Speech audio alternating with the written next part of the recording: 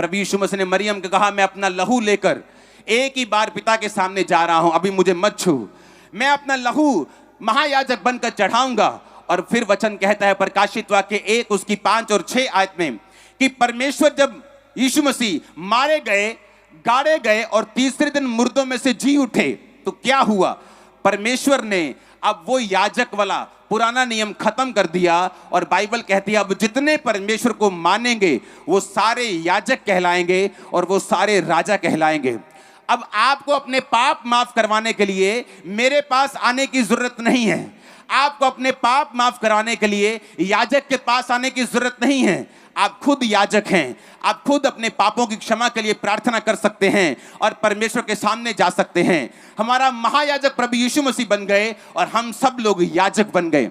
अगर हम लोग याजक बन गए तो व्यवस्था कहती है कि याजकों को परमेश्वर उत्तम देगा और याजकों का यह काम होगा कि वो परमेश्वर की सेवकाई को करें, वो परमेश्वर की सेवा को करें। इसीलिए जब यहोशू सब लाखों इस्राएलियों को इकट्ठा करता है और कहता है मैं अपने घराने समेत यहोवा की सेवा करूंगा, पर तुम चुन लो तुम किसकी सेवा करोगे।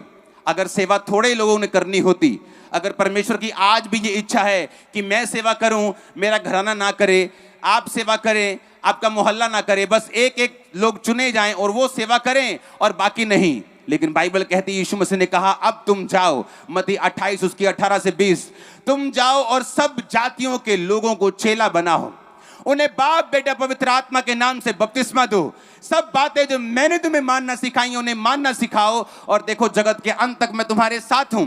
परमेश्वर ने किसको कहा? ये चेलों को नहीं बोला, चेलों को नहीं कहा।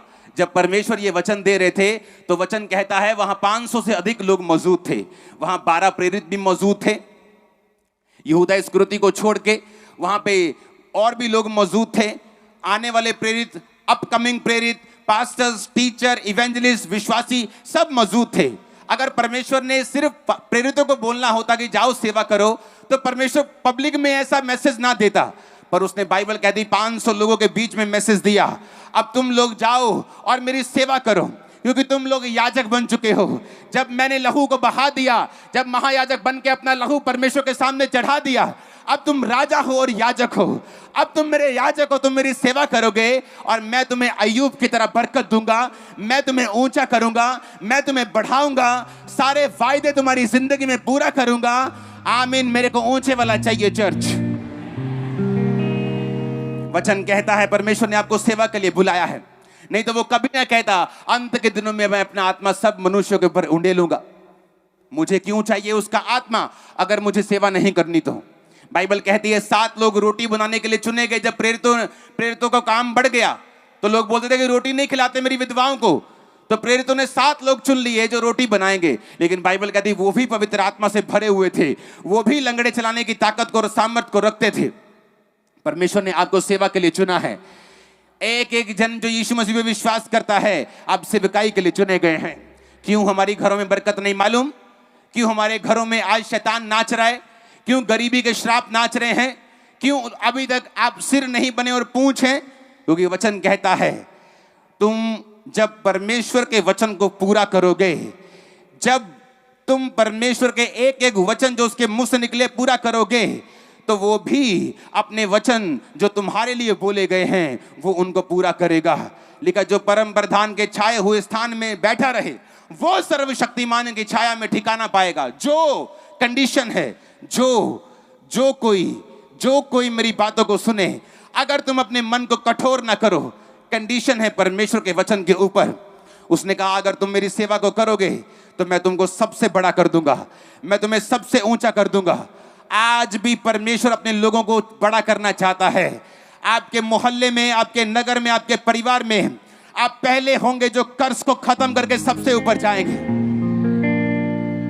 आप भी के इलाकों से, आप भी के एरिया से मैं ऐसे लोगों से मिला हूं फॉरेन कंट्री में जो दिहाड़ी करते थे, जिनके बाप दादा दिहाड़ी करते थे और आज वो प्राइम मिनिस्टर्स के साथ बैठते हैं, आज वो अरबों खरबों में खेलते हैं, क्योंकि उन्होंने एक वायदा किया और एक काम करना शुरू किया, यहोवा की सेवा करना शुरू की।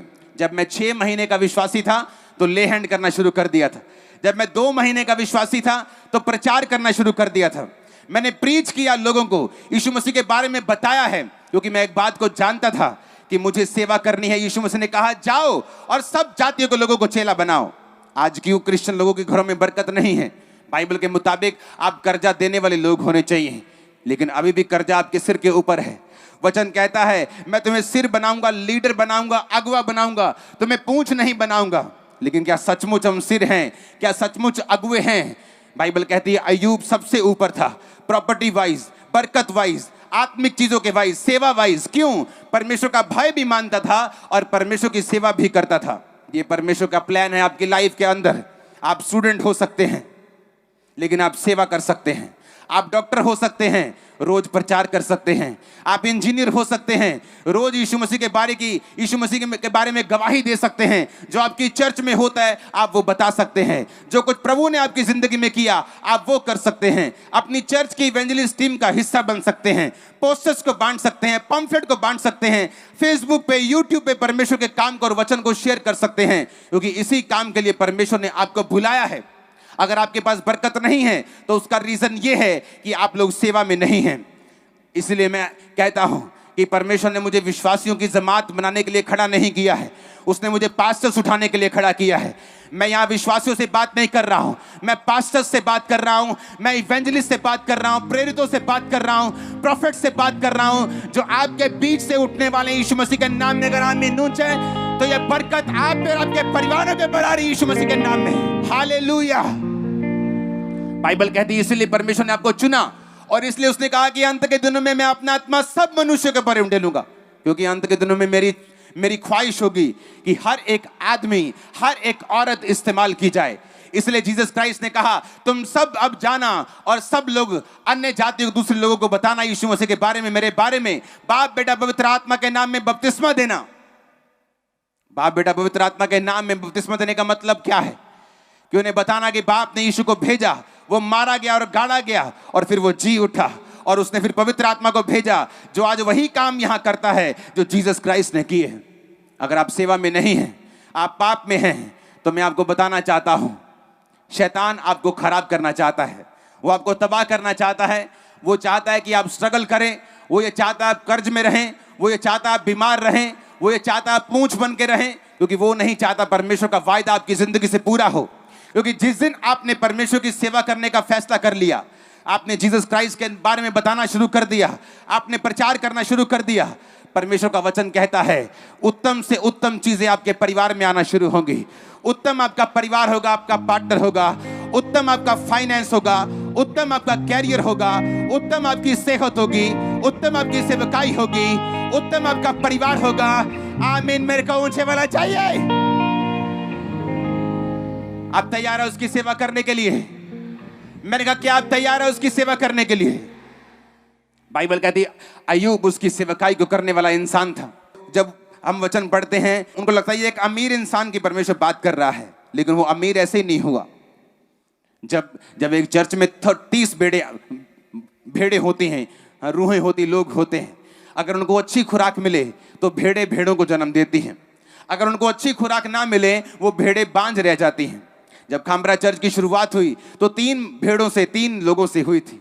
उनको वचन दिया गया, उनको वचन पे चलाया गया। लोग बोलते वो हीलिंग मिनिस्ट्री है। हाँ, वहाँ हीलिंग होती है, लेकिन वो हीलिंग मिनिस्ट्री इस तरह से शुरू हुई है कि 10 साल मैंने खुद की हीलिंग के बिना वो मिनिस्ट्री को किया है और परमेश्वर ने मेरी हीलिंग के बिना लोगों को हील किया और एक टाइम आया जब मुझे भी हील किया। हालेलुया। परमेश्वर आपकी लाइफ में आज कुछ करना चाहता है। वो ये चाहता है आप एक फैसला करें। आप कहते मैं अनपढ़ हूं, मुझे कुछ नहीं पता। आप अनपढ़ हैं। आप टीवी के बारे में बात कर सकते हैं, आप सीरियल के बारे में बात कर सकते हैं, आप अपने पड़ोसी की चुगली कर सकते हैं, आप अपने रिश्तेदारों के विषय में बात कर सकते हैं। तो आपको जीसस क्राइस्ट के बारे में, यीशु मसीह के बारे में बात करने में फिर क्या प्रॉब्लम?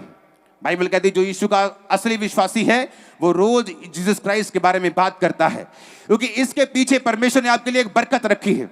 जब तक आप वचन को नहीं सुनेंगे और फॉलो नहीं करेंगे, मैं आपको गारंटी देता हूं आप प्रार्थना करते रहेंगे और एक दिन विश्वास आपका टूट जाएगा, क्योंकि आप गलत प्रार्थना करते रहे। आपको ये मालूम नहीं, परमेश्वर ने कहा तुमने मांगा और पाया नहीं ताकि तुम व्यभिचार में उड़ा दो। तुम मांगोगे, तुम पाओगे। जब तुम मेरे नाम की महिमा के लिए मांगोगे। जब मैंने खुदा की महिमा के लिए मांगा, परमेश्वर मुझे सैकड़ों एकड़ जगह चाहिए, लेकिन एकदम से ऐसे नहीं कि सैकड़ों एकड़ अभी आ जाए। परमेश्वर मुझे तेरा काम करने के लिए चाहिए। और दिन प्रतिदिन परमेश्वर मेरे विश्वास को देखकर, मेहनत को देखकर बढ़ाता गया, और वो सारे दर्शन पूरे होते गए, और वो और भी आगे बढ़ते जा रहे, जो मेरे विजन है पूरे होते जा रहे हैं। लेकिन कैसे होगा ये सब? जब आप एक कदम को उठाएंगे। आपको मालूम है आपका पड़ोसी नशेड़ी है, आपको मालूम है आपके पड़ोस में नशा बिकता है, आपको मालूम है कि आपका रिश्तेदार बीमार है, लेकिन आपने कभी यीशु मसीह के बारे में उसे नहीं बताया। आपने कभी लोगों को यीशु मसीह के बारे में नहीं बताया। आपने कभी लोगों के वंश को नहीं बचाया। लेकिन जब अपने वंश पे दिक्कत आती है और हम परमेश्वर के सामने जाते हैं कि परमेश्वर मेरा वंश बचा, तो बाइबल कहती है जो तूने बोया वो तूने काटा। तुमने कभी दूसरों का वंश बचाया नहीं, दूसरों को वचन दिया नहीं, दूसरे के लिए तुम कभी आशीष का कारण बने नहीं, तुमने कभी मेरे सेवा की नहीं, तो जो तुम तुमने बोया वो तुम आज काट रहे हो। Hallelujah, hallelujah. बाइबल कहती है, परमेश्वर का नबी एक दास के पास जाके बोलता है कि तेरी उम्र खत्म हो गई, 15 साल तेरी उम्र खत्म हो गई, अब तू मरने वाला है। वो दास खुदा की तरफ मुंह करके बोलता है, परमेश्वर मैं तेरे साथ वफादारी के साथ चला हूं, मैंने ये किया। खुदा कहता है मैं तेरी उम्र को 15 साल और बढ़ाता हूं। लोग इस तरह से बोलते हैं। परमेश्वर ने कहा मैं तेरी प्रार्थना देखे, सुने, तेरे आंसू देखे हैं, लेकिन परमेश्वर आंसुओं से काम नहीं करता। अगर आप मेरी बात को ध्यान से सुने तो वो आंसुओं के साथ काम नहीं करता। मेरा परमेश्वर इमोशनल नहीं है। जब उसने प्रार्थना की, उसने अपने रिकॉर्ड को बताया कि परमेश्वर मेरा रिकॉर्ड चेक कर, मैं तेरे नाम की सेवा करता आया हूं। मेरा रिकॉर्ड चेक कर, मैंने तेरे नाम की सेवा की है, मैं तेरे साथ खराई के साथ चलता आया हूं, मैं भय मानकर चलता आया हूं। और बाइबल कहती परमेश्वर ने उस विश्वास की प्रार्थना को सुना, उसके रिकॉर्ड को चेक किया। आज जब इमरजेंसी पड़ती है, जब डॉक्टर बोलता है कैंसर हो गया तुझको, जब डॉक्टर बोलता है कि तेरे लाइफ में ये बीमारी हो गई, जब कर्जा बड़ा अटैक करता है, जब कोविड आ गया, फाइनेंस कईयों के उड़ गए, तब क्या करना है? क्या आपका रिकॉर्ड अच्छा है कि आप खुदा के पास जाकर मर्सी मांग सकें, आप खुदा के पास जाकर दया मांग सकें कि परमेश्वर मेरा पुराना रिकॉर्ड देख और मुझ पे दया कर। लेकिन बाइबल कहती है अय्यूब के ऊपर एक परीक्षा आ गई, जो कुछ उसके पास था सारा कुछ छीन लिया गया। उसकी औरत आकर उससे बोलती है कि तेरे बच्चे मर गए, सब कुछ छीन लिया गया। अय्यूब 2 उसकी 9 आयत में लिखा, उसकी स्त्री उसकी पत्नी कहने लगी क्या तू अभी भी अपनी खराई पर बना है? परमेश्वर की निंदा कर मरता है तो मर जा। उसने कहा तू एक मूर्ख स्त्री की जैसी बातें करती है। क्या परमेश्वर के हाथ से जो हम सुख लेते हैं दुख ना ले? इन बातों से अय्यूब ने अपने मुंह से कोई भी पाप नहीं किया। आज किन लोगों के पास बरकत है? कौन लोग ऐसे हैं जो सदा छाए रहते हैं? वो लोग जो सेवा कर रहे हैं, और वो लोग जो सेवा करने के बाद अगर परीक्षा आए तो सेवा से हटते नहीं। लोगों को मैंने देखा है, क्या हुआ भाई साहब आप चर्च नहीं आए? भाई साहब मेरा 3री बार वीजा रिजेक्ट हो गया, मैं नहीं आना चर्च हुण, मैं खुदा नूं कह के थक गया। ये खुदा नूं भी पता ही है हुण साडे घर कितनी गरीबी है, साडे घर कितनी आटा है नहीं, साडे घर जे लग जांदा वीजा ते रब दा की जाना सी। लेकिन बाइबल कहती है अय्यूब का सारा कुछ चला गया। अय्यूब ने एक भी बार अपने मुंह से परमेश्वर की निंदा नहीं की। उसके बच्चे मर गए, सब कुछ खत्म हो गया, उसने कहा प्रभु ने दिया, प्रभु ने लिया, उसी का नाम धन्य है। वो परमेश्वर को गालियां नहीं निकाली, उसने परमेश्वर से सवाल जवाब नहीं किया, क्यों नहीं किया, तू तर्क नहीं किया। वो परमेश्वर की रजा में रहकर वो परमेश्वर से प्रार्थना करता रहा। उसकी औरत बोलने लग गई अब परमेश्वर की निंदा कर, प्रभु को गालियां निकाल। उसने कहा जिस परमेश्वर के हाथ से सुख लेते हैं क्या दुख ना ले? हालेलुया। परमेश्वर ने चंगा नहीं किया, चर्च जाना छोड़ दिया। परमेश्वर ने वीजा नहीं दिया, चर्च जाना छोड़ दिया। कोई घर में कुछ एक्सीडेंट हो गया, परमेश्वर से दूर हो गए। चर्च गए कितनी देर हो गई? हाँ जाते हैं, क्रिसमस वाले दिन जाते हैं और ईस्टर वाले दिन जाते हैं। ऐसा काम करने के लिए तो परमेश्वर ने आपको नहीं बुलाया। अय्यूब इसीलिए ब्लेस था क्योंकि वो सेवा करता था। इसीलिए बाद में भी उसकी लाइफ में फिर ब्लेसिंग आई, जब वो अपनी परीक्षा में खड़ा रहा, जब वो अड़ा रहा। जब परमेश्वर ने मुझे सेवा करने के लिए बोला तो मैं बहुत निराश रहता था, क्रूसेड करवाता था कि परमेश्वर मुझे हील करे, और फिर भी चंगाई मेरी लाइफ में नहीं होती थी।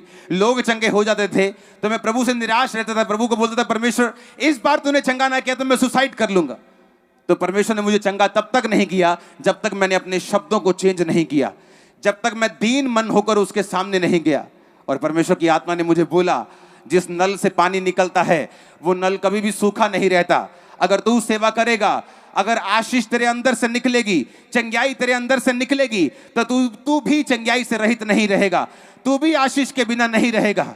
वो टाइम था, सेवा को करना शुरू किया, आज तक मुंह पीछे नहीं किया, आज तक पीछे नहीं देखा और ना ही कभी देखूंगा।